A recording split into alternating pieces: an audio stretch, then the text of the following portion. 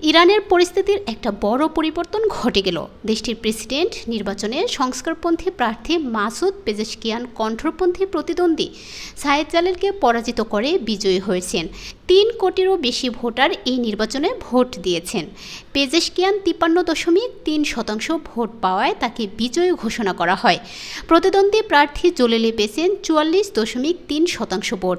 ইরানের ভেতরে ও আন্তর্জাতিক অঙ্গনে একটা উত্তেজনাপূর্ণ সময়ে এই নির্বাচন অনুষ্ঠিত হয়েছে। প্রশ্ন হচ্ছে, নির্বাচনের ফলাফল কি ইরানের অভ্যন্তরীণ রাজনীতির ক্ষেত্রে বড় কোনো প্রভাব ফেলবে? ইরানের পররাষ্ট্র নীতি ও আন্তর্জাতিক সম্প্রদায়ের সঙ্গে দেশটির সম্পর্কে এই ফলাফল কি কোনো প্রভাব রাখতে পারবে?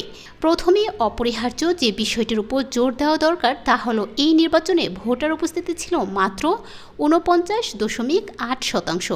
সেদিক থেকে ইরানের ইতিহাসে সবচেয়ে কম ভোটার উপস্থিতির নির্বাচন। এত কম সংখ্যক ভোটার উপস্থিতি বেশ কয়েকটি কারণকে সামনে নিয়ে আসে, যেমন অর্থনৈতিক পরিস্থিতি ও রাজনৈতিক প্রক্রিয়া নিয়ে ব্যাপক অসন্তোষ, প্রার্থীদের নিয়ে বড় ধরনের বিভ্রান্তি। বিস্তৃত অর্থে ইরানের শাসক গোষ্ঠীর প্রতি মোহভঙ্গ ও উদাসীনের মতো বিষয়গুলো সামনে চলে আসে। চিকিৎসা ও রাজনীতি, দুই স্বতন্ত্র পথে পেজেশকিয়ানের কর্মজীবন কেটেছে।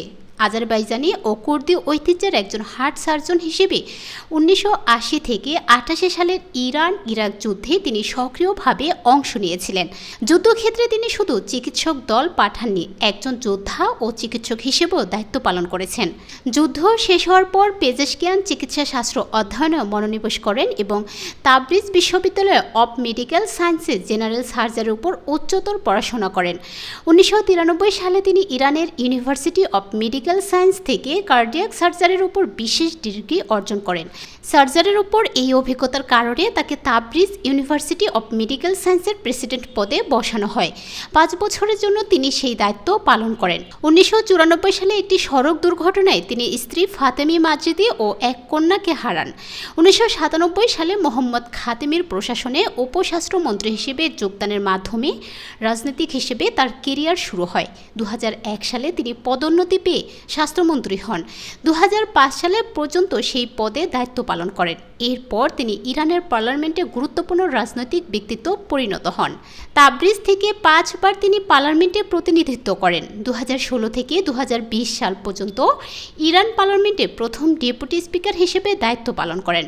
ইরানের রাজনৈতিক পটভূমিতে বেশ কিছু ইরানের পেজেশকিয়ানকে সংস্কারপন্থী অথবা মধ্যপন্থী রাজনীতিবিদ বলা হচ্ছে। একই ধারার সাবেক প্রেসিডেন্ট মোহাম্মদ খাতামি ও হাসান রুহানির মতো তিনিও পশ্চিমের সঙ্গে, বিশেষ করে যুক্তরাষ্ট্রের সঙ্গে সম্পর্ক উন্নয়নের পক্ষে, পশ্চিমের সঙ্গে শক্তিশালী কূটনৈতিক সম্পর্কের পক্ষে ওকালতির কারণ হলো তিনি বিশ্বাস করেন এতে ইরানের উপর থেকে নিষেধাজ্ঞা উঠে যাবে, বাণিজ্য ও অর্থনৈতিক কর্মকাণ্ডের সুযোগ খুলে যাবে চূড়ান্তভাবে, যা ইরানকেও শক্তিশালী করবে। এছাড়াও নানা সময়ে তিনি ইরান সরকার, বিশেষ করে যেভাবে তারা বিক্ষোভ দমন করেছে তার সমালোচনা করেছেন।